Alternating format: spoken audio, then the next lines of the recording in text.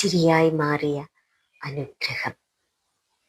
അതിരാവിലെ മഴ പെയ്യുമ്പോൾ ചിലപ്പോൾ മനസ്സ് ശാന്തമാകും.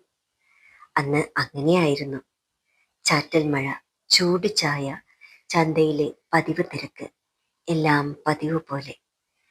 പക്ഷേ അന്ന് ജീവിതം എനിക്ക് ഒരു ചെറിയ പാഠം ഒരുക്കി വച്ചിരുന്നു. പച്ചക്കറിക്കുട്ടയുടെ ഭാരം കുറഞ്ഞില്ല. പതിവായി വാങ്ങുന്നവരൊക്കെ അന്ന് കടന്നുപോയി. ഇന്നും ഇങ്ങനെ തന്നെയാവുമോ എന്ന ചിന്ത ഉള്ളിൽ മുളച്ചു.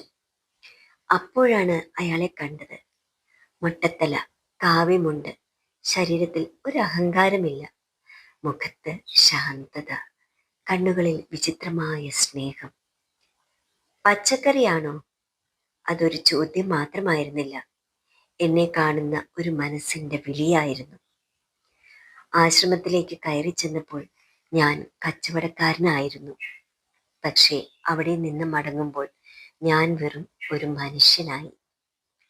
1 കിലോ അല്ല നിന്റെ കുട്ടയിലുള്ളതെല്ലാം. അത് പച്ചക്കറിയെക്കുറിച്ചല്ലായിരുന്നു. എൻ്റെ ഭാരം, എൻ്റെ ആശങ്ക, എൻ്റെ ദിവസത്തെ മുഴുവൻ എല്ലാം ഏറ്റെടുക്കുന്ന ഒരു വാക്കായിരുന്നു. ഞാൻ പറഞ്ഞ വില അതിൽ 1 രൂപ പോലും കുറച്ചില്ല, മറിച്ച് 50 രൂപ അധികം. കൂടാതെ ഒരു വാക്ക്, ഭക്ഷണം കഴിച്ചിട്ട് പോകൂ. ജീവിതത്തിലാദ്യമായി എൻ്റെ പ്രയാസം ഒരാൾ കണ്ടു, എൻ്റെ അധ്വാനം ഒരാൾ ആദരിച്ചു. അവിടെ നിന്നിരുന്ന എല്ലാവർക്കും എൻ്റെ പച്ചക്കറി വീതം വെച്ചു. എൻ്റെ കഷ്ടപ്പാട് പലരുടെയും ഭക്ഷണമായി മാറി.